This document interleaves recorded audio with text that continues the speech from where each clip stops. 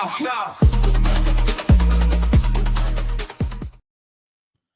everybody, welcome to another edition of Sweep Unplugged. Rudy Campos Jr. coming to you live again from the Sweep Unplugged studios. Appreciate everybody that joins us. Hey, go to our YouTube page and search Sweep the League TV. Be a subscriber. Get your notifications up. We got a lot more Sweep Unplugged. You may see my lights flicker a little bit today. Kind of crazy. We got a little bit of electrical work being done today. So don't be scared. There's no ghosts. There's nothing like that. Nothing at all. But again, Sweep Unplugged. Definitely want to go to Sweep the League on YouTube or Sweep the League TV. Hit that subscribe button as we got a whole lot of Sweep Unplugged going for this year, 2025, amongst other things going. Now, what are we talking about today? Normally, we come to you guys from Sweep Unplugged, from Sweep League TV. We talk NBA, we talk all sports. We get you updated on breaking news, everything like that. But today, we're actually going on, can you say, a life perspective? And it's not like the fitness that we talk about. It's not about, the mental health and everything. It's actually giving you what's called a peace of mind when it comes to your assets, when it comes to, hey, if you're a millionaire and you're a celebrity, like some of the celebrities that we talk to, some of the athletes, are you protected? Is your family protected? This is going to be a great subject for you guys out there, especially those of you that are like me, that don't have an idea behind a lot of this stuff when it comes to trust, when it comes to living wills. I mean, there's so much that I didn't know about, and I'm glad we're going to have our guest on today, who's going to be Mr. Oscar Vasquez. Let me get him on here because I've got a lot of questions, like I know a lot of you have a lot of questions as well. Let's bring him on here. Mr. Vasquez, how are you doing? And welcome to Sweep Unplugged, sir. Yeah, well, great. Thanks for having me. Excited to bring you guys a ton of value and information to be able to get your listeners on track for a winning life. Oh yeah, for sure. This is the thing where I think a lot of people never realize, especially when you're young, you're growing up, as athletes, sometimes you're making a lot of money and you figure, what's the best thing? I mean, nothing can happen to me. I can afford this, I can afford that, but they never plan for the future. They never plan for that what if scenario. Before we dive into a lot of this topic here, go to estate.prep.com checkout dash page. That's his website. When you check out there, use that promo code SWEEP. And what's going to happen is you're going to get how much off, sir? You're going to get $1,000 off for people that take action. There's a limited amount of people that we can do that for. So if you take action, I think there's the first 10 people, you'll be able to get $1,000 off and to be able to protect your assets for the rest of your life and for the rest of your legacy if because we create a comprehensive living trust for you. There you go. So remember, we're going to put that website on the show. We're going to put it on all of our posts today when the show comes out. estate.prep.com. Go / checkout dash page. Use that promo code SWEEPS. You get $1,000 off the help. Now, what kind of help are you getting today? We're talking about estates. We're talking about living wills and trust, something that I didn't even understand when I first was going over some stuff, Mr. Vasquez, was this: the difference between a will and a living trust. To me, when I think of will, I'm thinking, okay, that when you pass away, this will is kind of going to be dispersing money and, it takes care of everything. But I always figured a living trust was similar to that and basically the same thing. I thought if I had a will, it kind of took care of everything. I'm basically wrong on this. Can you kind of go between a will and a living trust? Yeah, let me give you the absolutely. But I'm gonna take one step back and I want to give you Okay. a layman's term definition of what a living trust is. Okay. Because if you understand what a living trust is, it'll help me give you an understanding of what a will does and what it is. A living trust is a contract between you, the grantor, and your beneficiaries, which are your kids usually. Okay. And it is enforced by the courts. So it's a contract that's basically a contract saying this is what I want to have happen, and this is how I want it to get distributed. And that means anything of value, that an asset is anything of value to you, and that could be emotional value, economic value, any memorabilia, any kind of value that you have, you could distribute it in any way that you want. Now, a will is a demand, and basically, and how I can explain a will is the instructions that you give the court on what you wish to have happen. If because a will does not prevent you from going to probate, that means probate is where the government decides, or the courts decides, what happens to your assets. I'll give you an example.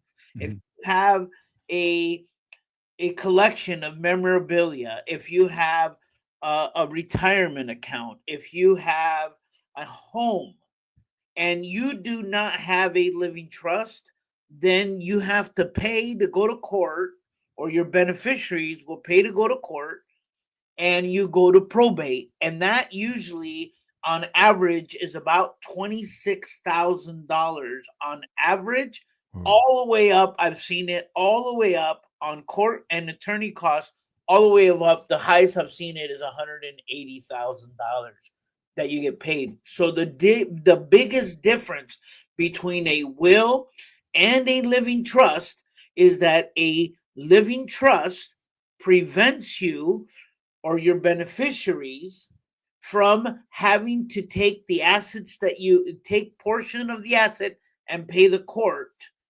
So a living will makes you go, doesn't prevent you from going to probate, but a living trust does.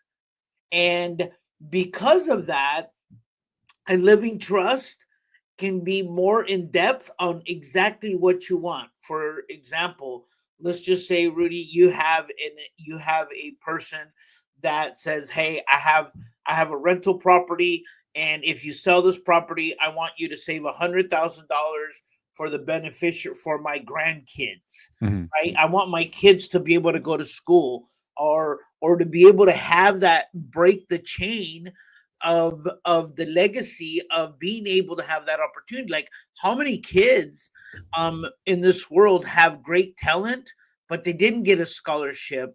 because of the academics, or they didn't do it because of that.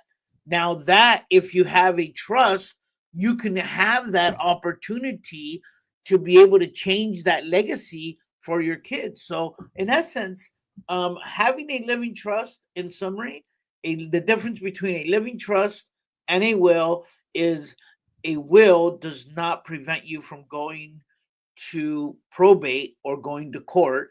A living trust does, in essence. And Yeah. that's the first biggest difference. The second difference is that a living trust is more of a demand document of, this is what I want to have happen, and a will is, this is what I wish to have happen. Wow, right? That's Wow. just, yes. I mean, it's amazing that and most people think, well, I just want a will. Look, if you just have everybody, now here's the thing, here's the biggest misconception, Rudy, that most people think that you have to be wealthy. Listen, if you own a home, you need a living trust. You need a revocable living trust. That means you have to have it, or your heirs or your beneficiaries are going to go to probate. And then, well, let me give you a war story that we just went through this Mhm. um, with one of our clients. We're going to call her Rosa. She had 5 kids, and she was a single mother, 5 kids, got into a car accident about 3 months ago. And she did not have a living trust. So the family came to us. The family came to us because, our main profession is financial services and real estate. They came to us, say, "Hey, we need help with the house," and the house was not in the living trust. They went to an attorney. They got a living trust done by an attorney, and Mhm. they did not put the house in the living trust. So that means the house was not protected. Oh And they're wow. like, why can't we get the bank is now calling the no due? They had all this come in. They have to go to probate. The attorney in California is charging them $54,000. They say, and here's what they said, Rudy, it's okay. You don't have to give us the 54,000 when you sell the house. You can pay us. They're like, wait, we don't want to sell the house. Yeah. Well, you're gonna have to sell the house because I need to get paid, right? That Mm-hmm. was that was the first thing. The second thing, the in California, it takes anywhere if there's no disagreement on what portions get in the house, it will take it's going to take the family anywhere from 12 to 24 months to see the money after they sell the house to settle the estate. If they would have funded the living trust. Now this is one of the biggest differences of having a living trust Mm-hmm. and having an active living trust is by being able to have it funded and protected, because it's like having insurance but no insurance, right? Yeah. But that it's not even covered. So what a tragic story. And there's probably hundreds and hundreds of people out there. Most of the people that act fast on a living trust are the people that know somebody that their estate was in limbo for 12 to 18 months, or they almost lost the house and they almost got nothing from Mm. it because the court and the attorney took most of the equity. But what an amazing document that I think everybody should have, especially if you're a homeowner, right? That is like a Yeah. must, because that's an asset that you want your kids and your beneficiaries to benefit from. Yeah, and it's kind of crazy because the way you put it and the way you explained it was perfect. It made me think, because to be honest, I mean, we're full honest on the shows that we do, and personally, me, my wife, and I have always talked. Okay, we need to get everything in order for us. I mean, we're both 45, years old, and I mean that's not super old, but I mean it's still old enough to where we got everything and we got a house. And she's like, well, we got to do the will. We got to do a will. We got to do it. Well, now it's going to be like we need to do actually probably a living trust more than anything, because our daughter needs to be able to have everything protected. And you mentioned something about memorabilia, and what's crazy is in the sports world, you've seen the boom of memorabilia, sports cards. I mean, you can go from 2019 before COVID, pre-COVID, sports cards were, pretty high, pretty decent, very affordable, to now, fast track 4 years, 5 years later. I mean, sports cards are selling for thousands and thousands and thousands. Yeah. And you go to a sports card show with memorabilia and stuff, you see guys with, buku cards of, certain players worth, that whole table is probably sitting at around 40, 50,000. Is that something that a living trust can protect for those people? Because I mean, essentially, if you don't have it in line, somebody can come in and say, "Hey, those were promised to me," and then you have to go to court. You have to prove this. I Yep. mean, to be honest, in today's technical world, Oscar, you can manufacture all types of documents. You can do Yeah. all this stuff to fool people. So, in something like that, as minute as sports collectibles, it has to be treated just like a house, I'm sure. Oh, it's you know what? It's funny. I'm just north of Los Angeles, so we get a lot of very affluent people, and the last client that we helped, probably about 2 3 weeks ago, he had almost $40,000 in fragrances, just fragrances, Oh wow. bro, just colognes, right? That he had invested. He had over in cards for his, and one of the things that he was saying is that, the cards are not to be in the living trust. He put, I think one of them was a signed shirt, one of them was like some Kobe memorabilia, and he was a really diehard Laker fan, Oh and he wow. has the and he's a ticket holder, so he had a lot of memorabilia, and he's like, I don't want this to be sold, and it was an instruction that this was not to be sold. It's to be held in a museum until the value is X, right? And then when it becomes X, then it can be auctioned off, and then those proceeds are going to go to my beneficiaries, but a portion of that needs to be held in a sub trust in order for them to go to school. And if they don't go to school, they get a small amount, which is, I think he put like $50,000 when they turn 35, right? Yeah. And then the rest goes to their kids for their education.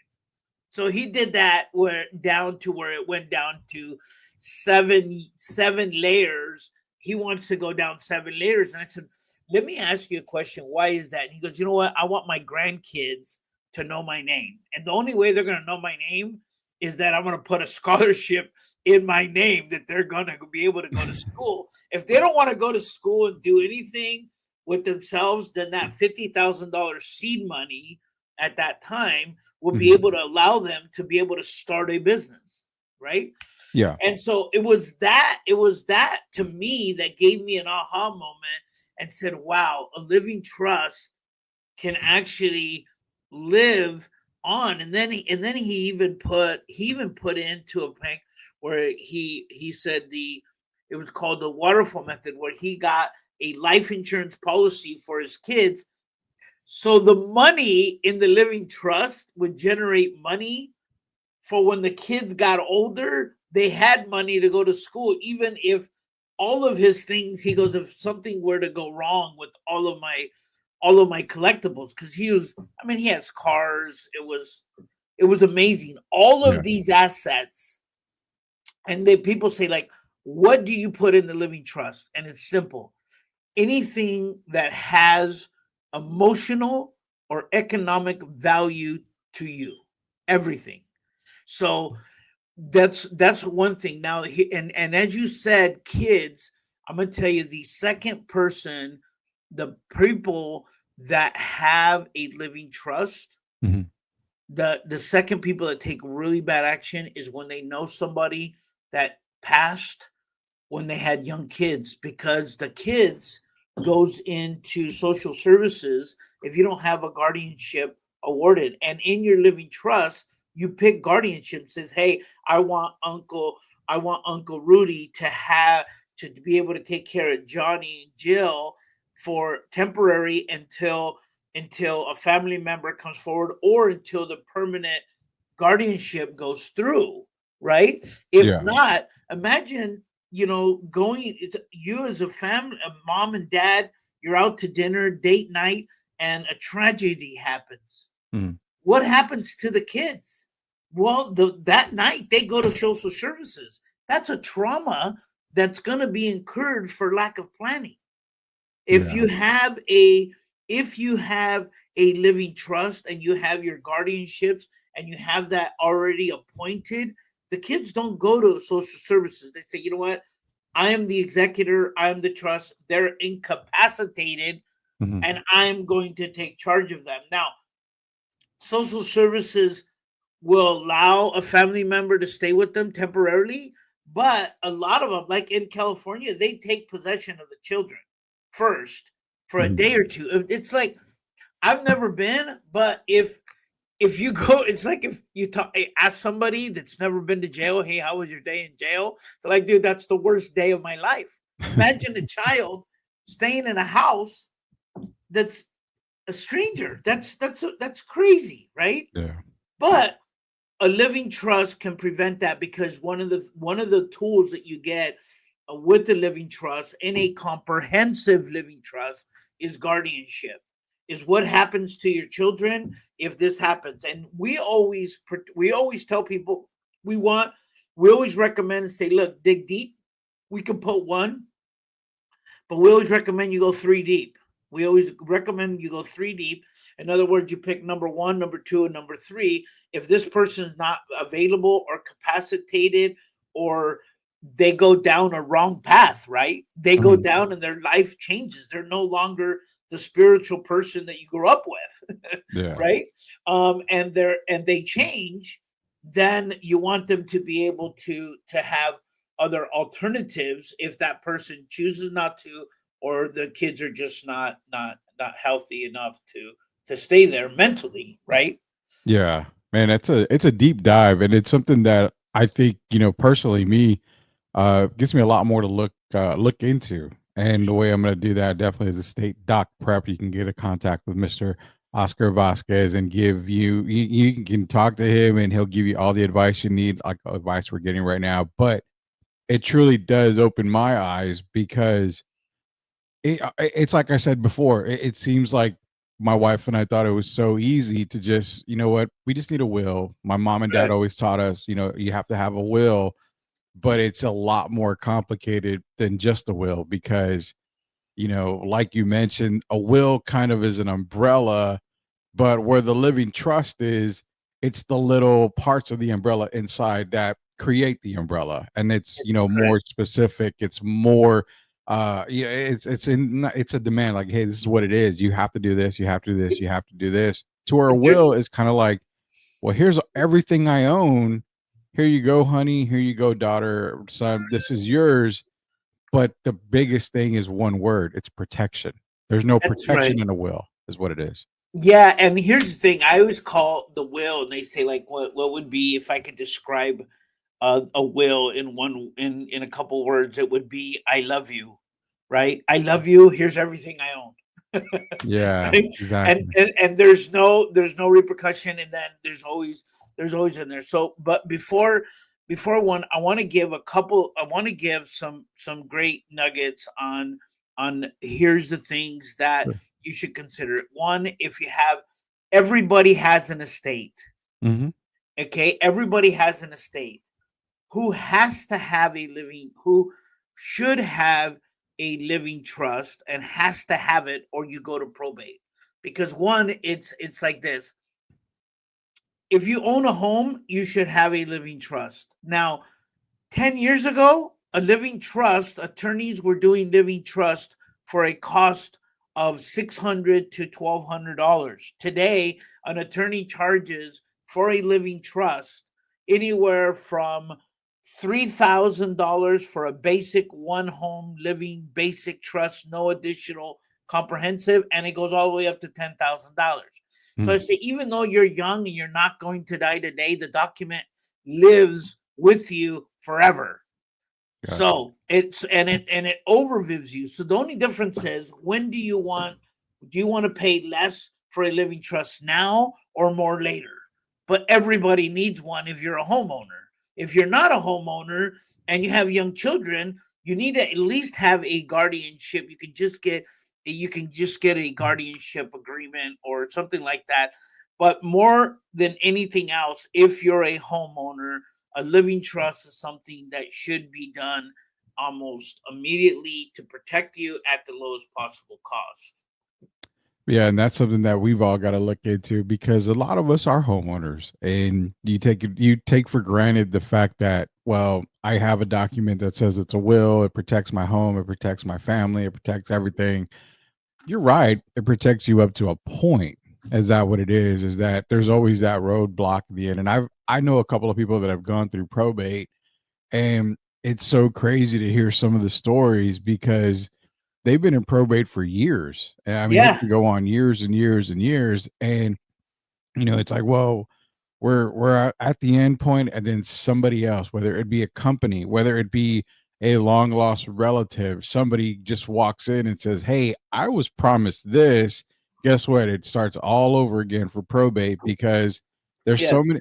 It's weird how this is the way I look at it too. It's kind of funny because I hate to put this on guys and everybody, but you could have that girlfriend from 1920 come that's back right. and It say, happened. you know what? This guy promised me this, Yeah, and you're passed away, so you're not worried about it. But yeah, that's what I'm saying. It makes so much sense to actually go with the living trust because in probate, everybody in the shadows can come out. I'll give you a thing. I had a about 2 years ago, Mr. Becerra passed away, and he had a previous family. He did not have a living trust. He had Yeah. he has 4 kids. He has currently 4 kids with Mrs. Becerra, but on his previous marriage, he had 6 kids. And he totally like left Texas, came to the West Coast and Yeah. remarried and kind of left it, right? Just left it at divorced, remarried, created a whole entire life. And then they went to probate. When he died, all 4 of the kids showed up and said, that was my dad. We at probate came in. So the court decided to split the $1 million by 8 kids. It was $1 million that he left in real estate, minus that. I think it came out to by time the probate fees and by time everything got separated and it went on, they just finished. It took them 2 years to settle the estate, but I think it was something like a fraction of what the kids wanted. They're like, this is just crazy. I said, that's exactly why we need a living trust.